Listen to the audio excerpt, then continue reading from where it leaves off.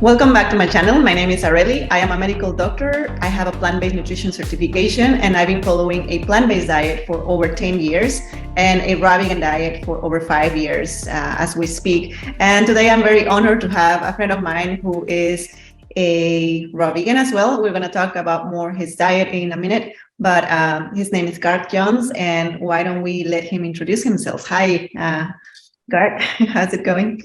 Hi, Areli. Thanks for arranging this meeting. Thanks for inviting me to speak on your channel. It's the first time I've actually been interviewed by anyone, especially anyone with your credentials, because I know you're a doctor and you've got quite a following on social media. So thanks for inviting me. So to introduce myself, as you said, my name's Garth, and I would call myself a raw vegan, but we can talk more about that in a minute in detail. I would say that I've been raw vegan successfully for about 5 years, successfully and consistently for about 5 years. Right. Before that, there were quite a few ups and downs and struggles and falls and all sorts, which we can probably talk about a bit more later on as well. Right. I also consider myself, I'm not an athlete, but I'm somebody that has a great interest in physical training, which specifically involves, well, the kind of exercise that I do necessitates that I have muscle. So we can talk a bit more about that. I think that's one of the reasons you wanted to talk to me. Yeah. Because I suppose that if we think about what is considered popularly as a raw vegan diet, because even within the raw vegan community, I think there's conventions and what is considered popular, which is curious, really, when you consider that being raw vegan is probably one of the most unconventional things you can do. Right. And yet there is convention even within there. So I consider myself as being, from what I know about the raw vegan community, I consider myself as being a bit different in the approach to how I eat. So cool. And so you live in the UK. What do you do? I live in the UK. I am I suppose I would describe myself as a software engineer. I mean, I work in the healthcare sector, and I work with programming languages and databases. So I build systems in hospitals, really, which mainly have to do with what we call business intelligence. It's not artificial intelligence, although we're starting to look at that as well. I mean, I don't think this meeting is so much about the computer software side of things, but no, but I guess that gives the people who are listening like an idea. Like, you're an educated person, you have a very logical mind. So when it comes to deciding what to eat, you analyze a lot of variables. I do, yeah, and I like data as well. I like looking at graphs and charts and looking at data, and yes, I do tend to be the sort of person that thinks about things and looks for evidence. And if someone makes an assertion, I try to do a bit of research. And we've got a friend that's joined. That's Tiger. Oh, tiger! It looks like a little tiger. So I do like to look into. I don't just, if someone tells me that something is so, I tend to look for a bit of evidence or do a bit of research myself, and in the end, experiment on myself as well. So I'll sort of take myself as a test case and try something. I mean, I think recently we know I tried something which didn't really work, but we might want to talk about that a bit. But yeah. Great. So besides your job, you consider yourself an athlete. What kind of sports do you practice? Or so the sport that I practice now mainly is CrossFit. And for those that don't know what CrossFit is, it's literally a cross, which I guess is hence CrossFit. It's a cross between gymnastics, weight training, and athletics. I think that's probably one description or definition you could give of CrossFit. but it's a cross between anaerobic and aerobic training. So one moment you could be running quite long distances or cycling quite long distances and swimming quite long distances. And another moment you could be doing very high intensity, brief activities like lifting a big weight or moving very fast within a short period of time. Say you could have, say, 5 minutes to do as many repetitions of an exercise as possible. Okay. In CrossFit, we tend to have something called workout of the day, which tends to be about 10 minutes long. Sometimes it can be longer, and you're sprinting, basically. You're sprinting through the workout as fast as you can. And normally it's a combination of medium heavyweight. Sometimes it's heavyweight, but more often than not, it's medium heavyweight. Gymnastics exercises like handstand push-ups or muscle ups or chin ups, to using lifting your weight to the bar, and then jumping onto boxes or sprinting or going on exercise bike, doing a high intensity workout on an exercise bike, or climbing ropes. It's a real mix. I do it because well, it was I had a personal trainer in London who introduced me to this discipline, but it holds my interest. I actually can get quite bored with exercises if it's not varied and interesting. And I like the fact that with the different movements and the different exercises, you're always learning. You're learning how to use your body. It's a bit like, I suppose, when we're in the gymnasium at school and the teachers were trying to teach you about a specific exercise. So here as well, you're not just moving your body, you're learning how to move your body. Right. Perfect. Thank you for that. So now you said that you've been eating what you consider raw vegan diet within the last 5 years, but if you can pick a label, would you pick raw vegan? And within the subtypes of raw veganism, what will be yours? I would pick myself as raw vegan. Right. I think some people would argue that I'm not raw vegan, that I'm a high raw vegan. Okay. And I think the argument for that would be that I have protein powder. Okay. Which is classed as raw. I mean, specifically, I have Sun Warrior protein powder, right. And I like the classic variety, classic and classic plus. I'm very specific. I've tried lots of different vegan protein powders, and the Sun Warrior, I definitely find for me, and even within Sun Warrior has different varieties, and I like their classic and classic plus variety. Now, apparently they are raw, and I can tell you that I've eaten vegan protein powders before, quite a few times. I have not felt very well afterwards. I felt quite ill. Either I've had a bad stomach or I've just felt headache, felt bad. I felt bad. I mean, my body does tend to be quite sensitive. Well, it's very sensitive to what I eat. And Sun Warrior is the only one so far that has no adverse effect on me when I eat it. So, I mean, as far as raw food goes, I eat a lot of fruits, which I think is usual for raw vegans. I have a lot of raw vegetables. I eat a lot of raw greens. Sometimes, I'm not really doing it at the moment, but sometimes I'll have raw vegetables more diverse than greens. So raw sweet potato, for example, or I'll use a spiralizer and have raw zucchini or raw peppers. I'm not really doing that at the moment. I'm eating more raw greens and fruit. And I also do a lot of sprouting as well.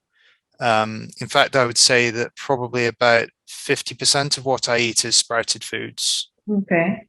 Yeah. Yeah. So you said that you've been raw vegan for about 5-6 years. So your 50% sprouting has been happening since the last 5 years. Yeah, I would say so. Last 5 years, and actually before that point. This is why I would say the last 5 years that I've been consistently and successfully raw vegan, because before that point I was trying to be raw vegan, but I didn't really know that I was trying to be raw vegan. All I knew was that if I ate, well, probably since my early 20s, what I've been trying to do is eat food which makes me feel better. I mean, if you just consider that statement, it's actually quite a simple basis on which to proceed. But I've been trying since my early 20s to eat that which means that I feel better afterwards. Right.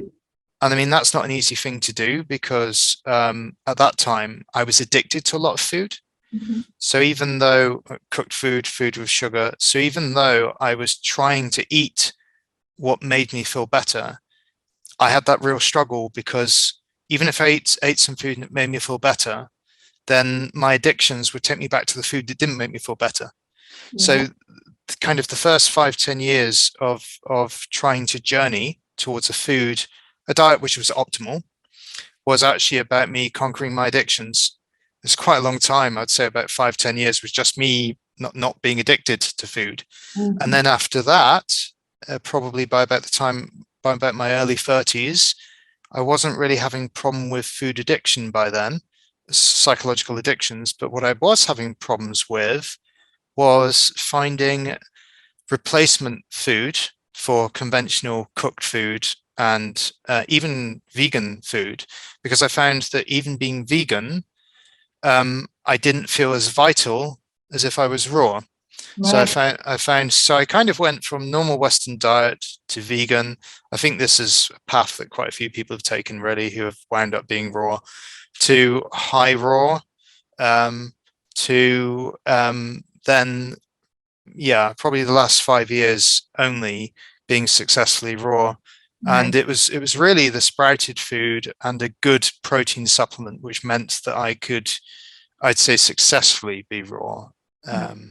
I suppose we can talk a bit more about what I mean by successfully raw, a bit later.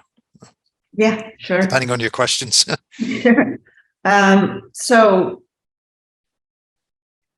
you say that you've been practicing CrossFit, and I know that CrossFit requires a lot of stamina, and it seems like your diet has been working for it. So would you say that when you started your raw vegan lifestyle, were you eating like more protein, more carbs, and how was your performance with that approach? And now that you are more like into sprouts and more high protein, how is your performance based on your sport? That's a very specific question, and that's good, because I think it does have a very specific answer as well. The short answer is my performance was much worse Right. before having the diet that I have now. Right. It was actually difficult for me to find some foods, to find the true raw version of that food, particularly oats, for example. Oats, I thought that I was eating raw oats, even when they were giving me digestive problems. And then I found out that actually I wasn't. And when I found the truly raw oats, which are the naked oats, then all of those digestive problems just went away completely, which was great. And so when I found that I could have wholly raw sprouted foods and a good quality protein supplement as well, then the difference in energy available when I actually train, because the CrossFit workouts are very intense, I have a lot more energy to draw on, to pull on. I mean, I call it oomph. That's my little phrase for it. Okay.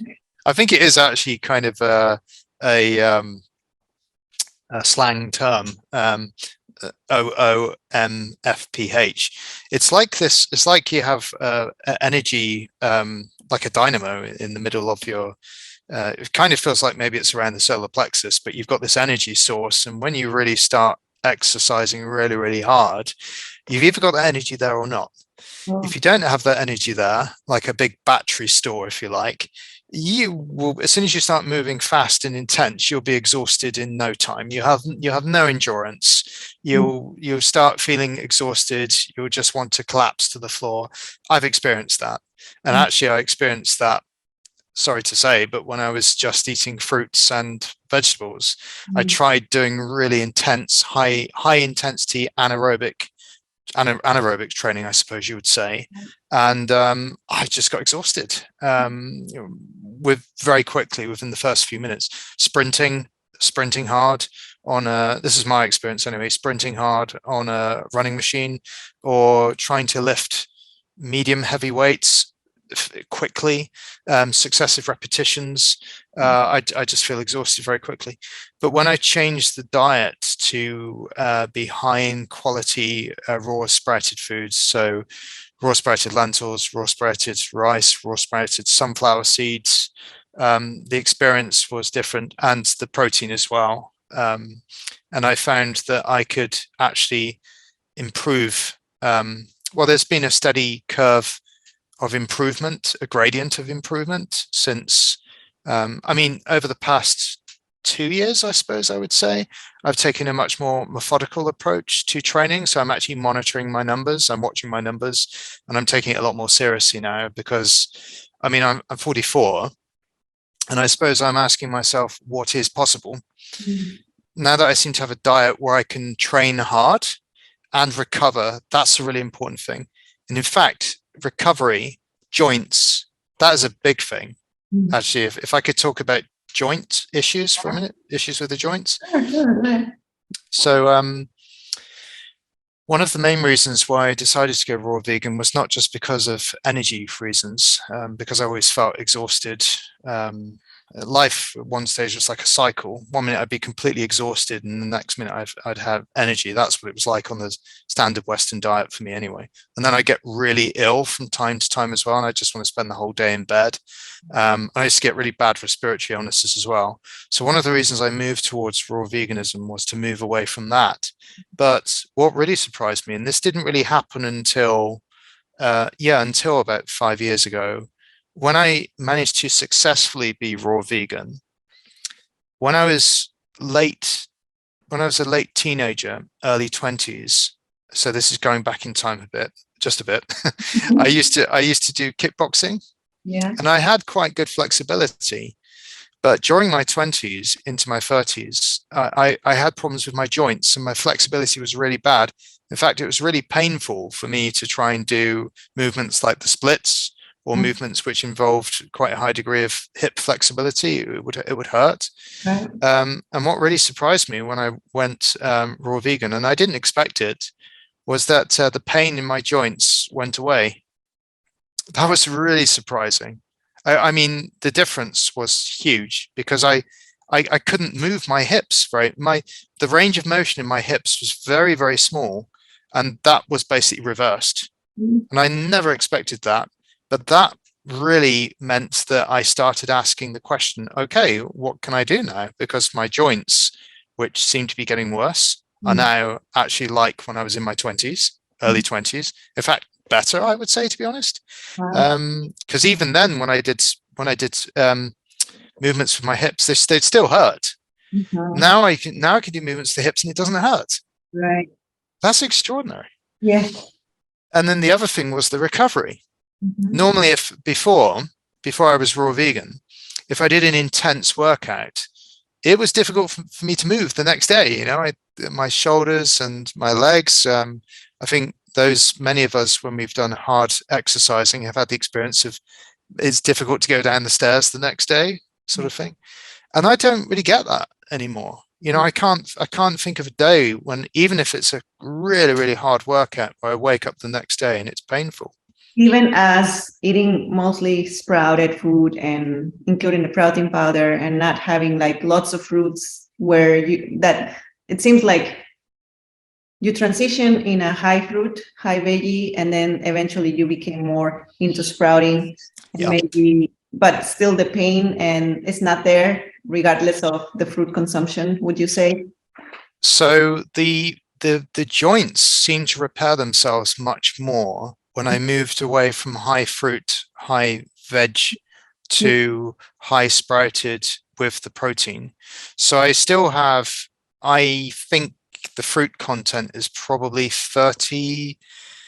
It can be lower, sometimes it could be a bit higher, but I think the fruit content each day is probably about 30% of what I eat. But I found that shall I say, the regeneration or the healing of the body, if you want to call it that, has been more complete with the sprouted food, with the protein as well. Right. There's still a question mark for me as to whether I really need the protein. But I have tried in the past to just take the protein out completely, and I think when I tried, I think I had some issues. Hmm. So for now I've just left it in, and it seems to work. Yeah, I mean, it seems like if it was super toxic, because I know that there is a blogs and conversations about how toxic protein powders are, but I feel Yeah, like that happened back in a few years ago, and since that, probably companies started to look more into their sources for the powders, and yeah, probably heavy metals decreased, because now I was reading, right, because I also had that conception, like, yes, protein powders are super toxic. And you mentioned somewhere, I mean, we don't have any sponsors or anything, right? It's just like, no, well, it seems like it works for you, yeah, and it seems like they're taking serious the quality of their products. And if it's, I feel like as raw vegans, we're highly sensitive to anything that is not aligned with what nature yes, intended for us to yes, eat. So if you introduce something that is highly toxic or chemical, I feel like you will notice it in your energy levels, in your joints, in yeah, recovery. So it seems like it's working for you. I was, yeah. yeah. Yeah, that's interesting that the remark you made about us noticing because we're sensitive. I agree, and I find that I remember there was one protein powder that I was having um, where I didn't like the smell of it even, and I mean my body didn't like the smell, and I was trying to ignore that, Right. and I was a bit unconscious actually that I was trying to ignore it because. Um, I had a very strong volition to have this protein powder because I thought that I really needed it and I wanted it, but my body didn't actually like the smell. And Right. then I started to get headaches, and then one day my body violently rejected it, Oh, wow. and when it rejected it, I could smell that smell even stronger Hmm. than before. Right. It's like my body magnified the smell of that. It had a very particular smell. Right. And then I opened up the packet and I took a really deep inhalation, and I thought, I'm so stupid. I could smell that and I knew I didn't like it. And then I became very conscious then. Mhm. Then I sort of the connection between my smell and the taste and what my body could feel and smell. Then I became very conscious of that and realized that actually my body had kind of been trying to tell me, but I just ignored it because of my volition. It had actually been trying to tell me that it didn't like it. And then that was when because I had tried Sun Warrior before. I then ordered the Sun Warrior again because I remembered that I was okay with the Sun Warrior. And then when I opened the Sun Warrior and I smelt it, my body went, my body went, yeah, that's okay. Well, we can have that, you know. Okay. Wonderful. Well, I just want to say, because when I ask you, like, if you eat fruit mostly or no longer like fruit based, we're not trying to say that this is the right way to do for everyone. I just, this is a conversation to bring up your experience. And I feel like it's important to hear all the, different angles and approaches that people have. And I don't know, just like you, I am very inquisitive, and I like to put to test what I already know, even if right now I can tell maybe this video is going to be released after my coming out video, because I'm planning about doing a coming out video, like, guys, I am no longer fruit based, I'm like more sprouting and high protein raw vegan, and maybe before that video I will do like the types of raw veganism and how different people have different approaches. So Yeah, I'm not the first one, you're not the first one. There are raw vegans who are successfully eating sprouted foods and focusing more on nutrition and protein content than just energy and a spike of, I don't know, happiness, because that's what fruit does for you. I mean, it's amazing the way you feel by just eating fruit and jumping around. It's great. It's a lot of energy. But when you have certain goals, for example, in your case, to be like a more effective CrossFitter, maybe your requirements change, and this is what you're exploring. And I just want to say, we're not saying or debunking anything. We're just saying what works for you, what has been your conclusions and mine as well. So I feel like the more you talk about these topics and not taking it, because when we have biases, we might feel attacked, betrayed, or offended, when in reality it's not the case. We're just bringing another side of the story. But we agree that raw veganism and keeping the integrity of the food without denaturing it is what gives you really the vitality. So just wanted to emphasize. Yeah, I think so. And just to add to your point there, when I first tried being raw vegan, I think I was still, if I'm honest with myself, I think I still struggled a little bit with food addiction because there was something about feeling nice from eating your food. Okay. So having that kind of nice feeling inside of you. And so I think when I first was having lots and lots of fruit, is because it felt really, really nice. Yeah. So if you get ripe peaches and ripe bananas and ripe blackberries and you make a smoothie, it tastes so nice. Who can argue? It tastes heavenly. Yeah. And you get that really, really nice feeling. So that kind of psychological pleasantness, which I used to look for from food, I could still get that from having smoothies. Right. But I think as time has lapsed, I need that less and less. And I still like to have nice taste. And I don't like my food to be horrible. I still like a bit of nice food there. But for example, I mean, I went through this phase of making raw cheeses. Okay. I was making my own for a while. I would get cashew nuts and I'd make my own, or I'd make cakes.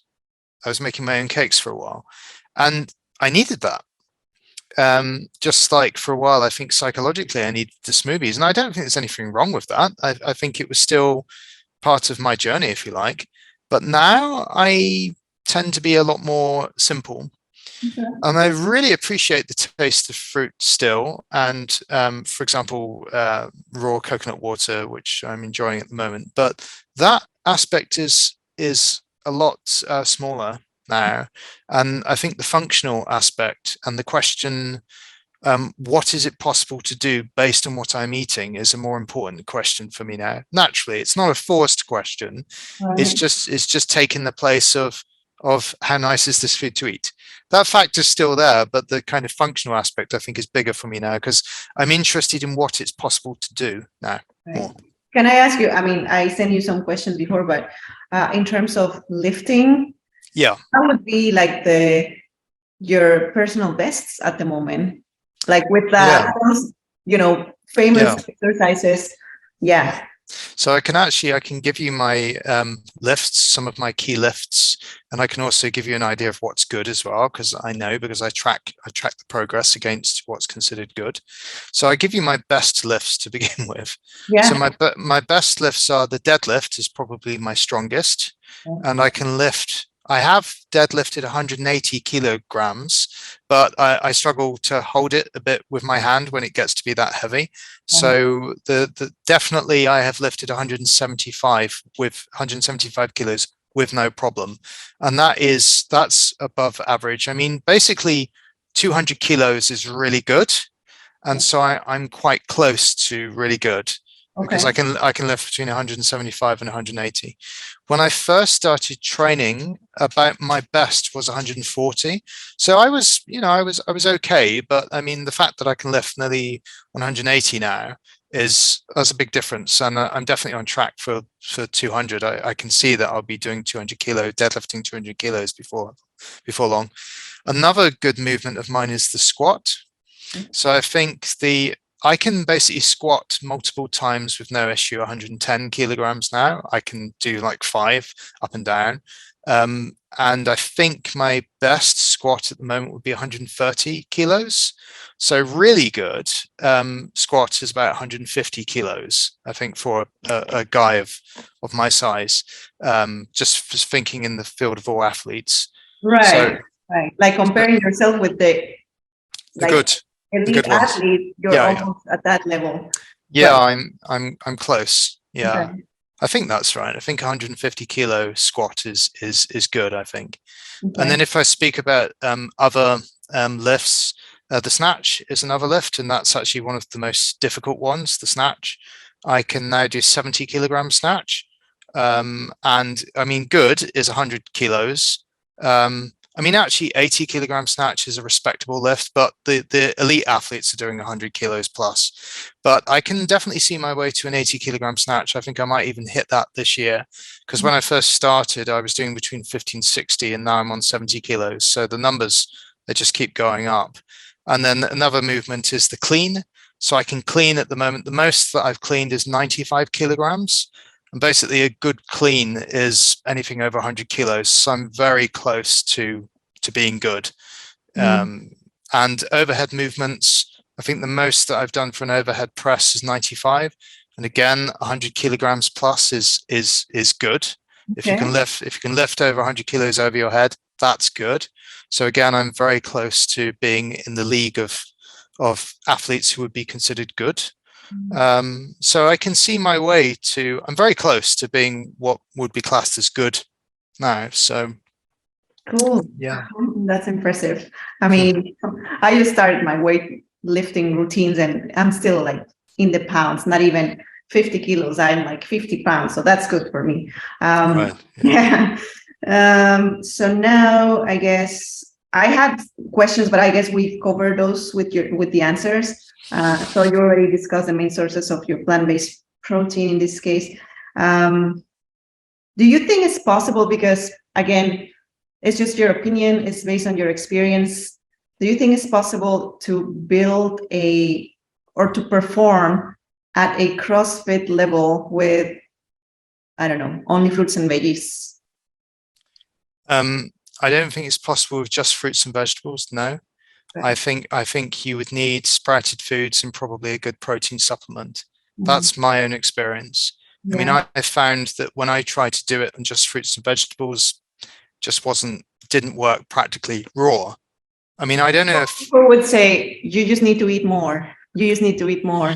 No. I mean, for one thing, I'm not a great fan of spending my whole day on the toilet. I know that's not something that people should talk about regularly, but after a certain point, it just gets ridiculous. You know, you're just visiting the toilet too many times. Yeah. But the other thing is, I think I wouldn't want it to be a chore as well, to where I'm having to eat lots and lots of food. But to be honest, I've tried it. I've tried having loads and loads of bananas and loads of fruits and loads. I mean, I really gave it a really good go, and I really had the belief in my mind that it was possible. And in fact, I wanted it to be possible, because in my head, I had this idea that I wanted to be completely natural. And I think there is that idea that naturally it's possible. The idea is quite nice that we're almost like apes. Although I think you could argue there's an argument with that, because we now know that a lot of apes don't just eat fruits and veg anyway, but that's another thing. The idea that to be natural, it's possible to be natural, just eat fruits and veg, it's quite a captivating idea and quite strong. And I was definitely taken with that idea, and I actually really wanted to make it work. And part of me wanted to make it really work and then turn around to the world and say, there you go, you know, it's possible. And I tried it, and I just found myself collapsing on the floor in the gym from exhaustion. And not only that, the recovery, it got to a point where if I did a really intense workout, I'd have to rest for a week afterwards, because my body wouldn't recover. Now I can do really intense training on one day, and the next day I'm fine. I wake up and, you know, I can just go in the gym and do it again. Right. I couldn't do that just on fruits and veg. Couldn't do it. Right. So, okay. So Gart, anything else you would like to add for the people listening, those who are, you know, fixed to a particular way of eating versus what you're doing, or anything else really, like whatever you want to say? I think the main thing that I would like to say is, I think I mentioned it already on this recording, that even though raw veganism is quite unconventional, I mean, veganism has become a lot more conventional. Yeah. I can remember when veganism was very unconventional, and if you said you were vegan, people looked at you like you were from another planet. Yeah. But now it's actually become very, over the last 10 years, it's almost become cool. Mm-hmm. You know, it's almost like, say if you're in California and you're a surfer and you say, oh, I'm a vegan as well. People are like, oh yeah, that's amazing, you're vegan. But now raw veganism is basically in the same place where veganism used to be. Because now if you say that you're a raw vegan, people look at you like you're from another planet.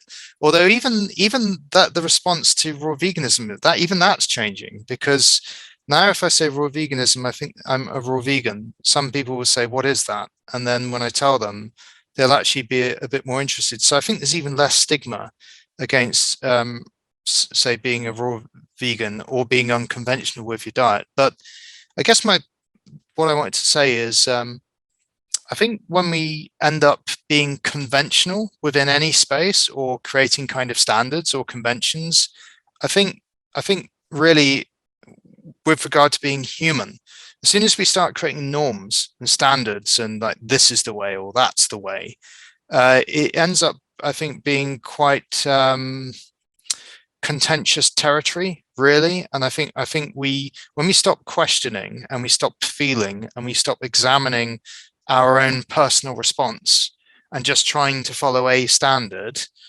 or a norm or a convention, I think that's when we face difficulties, and you can feel that you're being judged. You can, I mean, I don't necessarily think there's a straight answer to all of this. Yeah, it's gonna get caught. Like, it's gonna. Oh, right, okay. And I send you just to finish, like, nicely. Yeah. So we will pick it up from. Let's not be so stiff, and make it less human. Okay. Yes. Yeah. I'll cut it now so it records, and then. Right. We recorded a second video. Unfortunately, I lost it. I don't know what happened. Maybe I didn't click recording properly. Not sure exactly, but it's a shame because we really explore other topics in the second video. However, I just don't want to leave you like that. I recorded these videos from Guard's account on Instagram. You can follow him on Vegan CrossFit Artist, and you can see how powerful he is. He's lifting very heavy weights and doing all these gymnastic CrossFit moves and lifts, and yeah, I feel like he's doing amazing. And with his diet, which consists of sprouts and mostly raw vegan diet, he's doing amazingly. I also want to take the opportunity to show you my website. It's just to host the newsletter really at the moment. So go to drareli.com, and then you're gonna see this is the website, and right after the introduction, you will see this little box. You're gonna enter your email here, and you're gonna click subscribe. Now, when you subscribe, you need to search for this email, confirmation email from me, Dr. Areli, info.com. Unfortunately, some email providers send it to your spam, so check your spam. And then once you receive it, click confirm, and you're gonna receive a confirmation email. Now, in order to take a look at the newsletter again, go to your spam. Maybe it's still not recognized.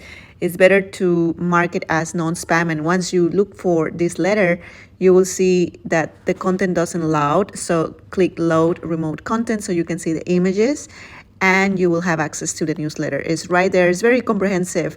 I try to cover most of the questions that many people will have regarding my dietary changes, and yeah, it's all there. And it's also in Spanish at the very bottom. If you understand better Spanish, is right there as well. So take a look, and I hope you enjoy it, and I hope you take the information you read with an open mind. Thank you so much, and don't forget to subscribe. Subscribe to the newsletter, because this is the main mean of communication that I'm going to have with my audience in a more private way. So that way you know what I'm thinking, you know my thought process, and you get early access to my content. Actually, this newsletter is going to become a YouTube video, but if you're subscribed to the newsletter, you're going to get the chance to see a YouTube video before it's being published in a video format. So thank you so much for watching, and see you in the next one. Have a good one. Bye.